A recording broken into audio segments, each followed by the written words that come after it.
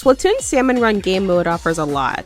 Different gameplay objectives from Anarchy and Turf War, a break from said game modes, and the idea of how Inklings would react to an apocalypse. Now, think about what would happen if an actual apocalypse underpaid and overworked young adults couldn't control, one where the risk of being infected and or dying weighed heavily on civilizations. You know, like an actual zombie apocalypse. Hey, it's Monopoly's Games aka MPG! For this video, I want to predict the fates of our beloved Splatoon idols, as well as make educated guesses as to how they would handle such a terrifying situation. There is one thing to clear up before we get started.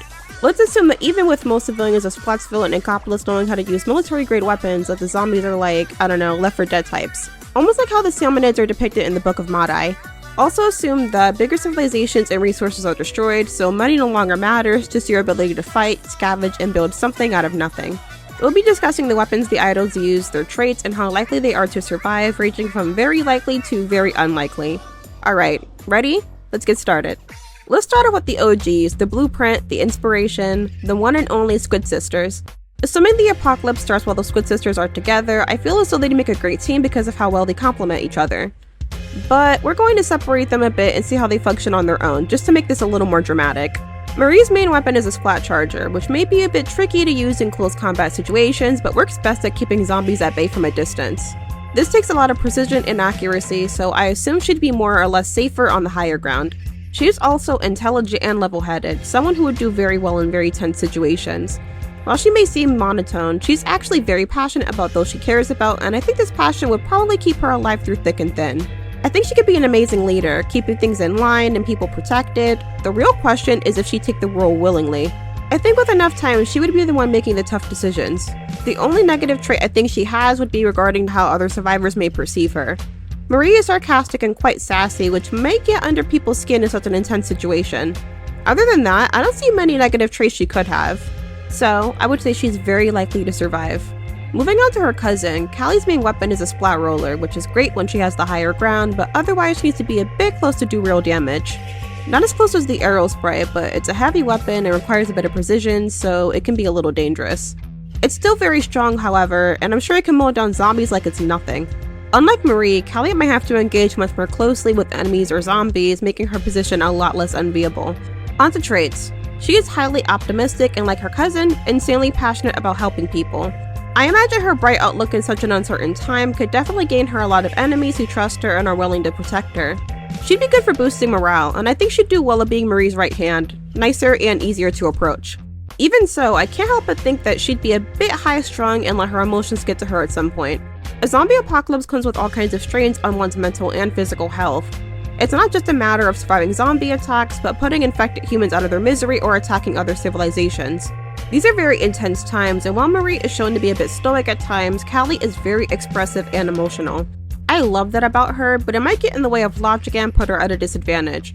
So, other than her weapon being good, I don't think she'd have as good of a chance at surviving as her cousin. In short, both cousins are extremely beloved figures and can possibly be put under a lot of pressure to present themselves as a beacon of hope. They complement each other, and as long as they have each other, I think that they would survive just fine. But by themselves, I think they have much different fates. Onto our next idol group, Off the Hook. Pearl's main weapon are the Emperor dualies, which I think is almost perfect for the apocalypse. While dualies in general require the user to be sorta close to their target, they're really good for weaving in and out of danger seamlessly.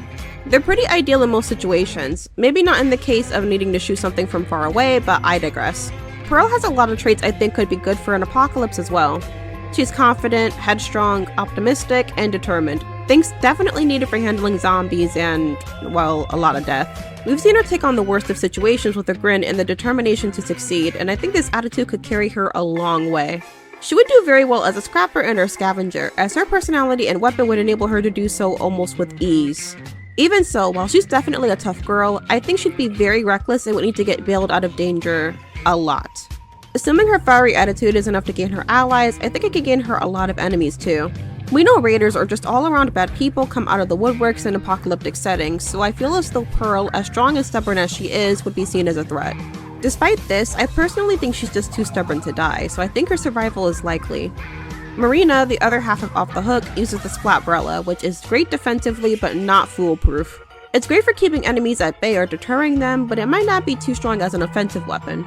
Moving on to her traits, Marina is quite possibly the softest, most kind-hearted idol in Splatoon and desperately wants to help people. I imagine that with her genius levels of intelligence and handiness, she'd be a real help in repairing communities and keeping them safe. Her resourcefulness would make her an amazing asset to any community she'd be in, but it could also make her a target. We all know that raiders love to, well, raid, but we don't commonly see them stealing people in place of items. Marina was trained as an Octarian soldier, so I don't doubt she can handle herself in a fight, but I can't imagine she'd feel comfortable with harming anyone other than zombies. She's quite anxious, and while she's gained more confidence over the course of Splatoon 2 and 3, I do think she'd hesitate in certain situations.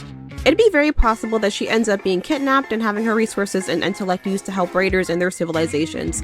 Think a Negan and Eugene situation. I do think she can survive, but again, it's very possible she won't, so I'll put her in probably. TLDR, Off the Hook is insanely resourceful and can't be rivaled on some fronts, but again, Marina and Pearl won't be with each other all the time, so their survival rates are theirs and theirs alone. Deep Cut is a bit harder to gauge, since we've seen them in action a bit more than the other idol groups. We know all three idols have their feats, so let's get right into it. Fry's main weapon is the Splatana. I'm gonna say Splatana Stamper due to the weapon's overall strength.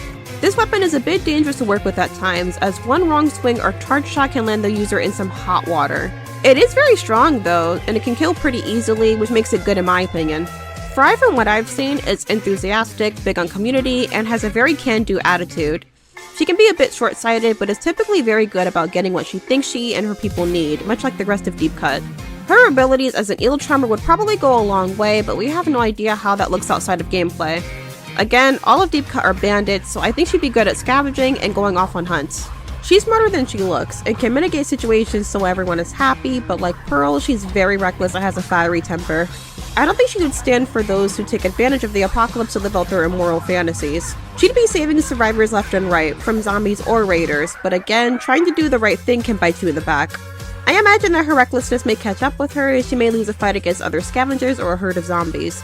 So I don't think she'd be very likely to survive, but at least she'd be good to have around.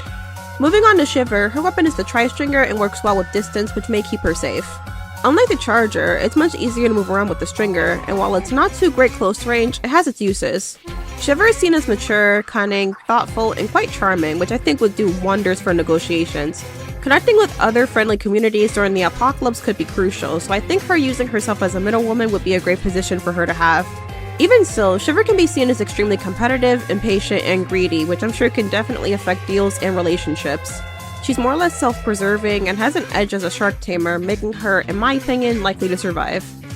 Big Man, on the other hand, uses all weapons but is partial to rollers and brushes. Both weapons are strong in their own right and can kill pretty quickly, but requires the user to have the high ground or be sort of close to their target to do any good. Big Man is quite kind, lighthearted, and likes to collaborate with others. Like Callie, he'd be great for moral support, and alongside that, he's pretty strong. He's also quite skilled at making illusions and using ink to his advantage, more than what's expected, which can be great for throwing off zombies.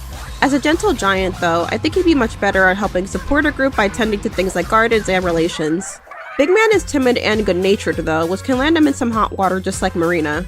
We've seen him fight before, but it doesn't look like he enjoys it, and I can't see him wanting to hurt anyone other than zombies. So unfortunately, his survival is uncertain, so I'll put him down as probably.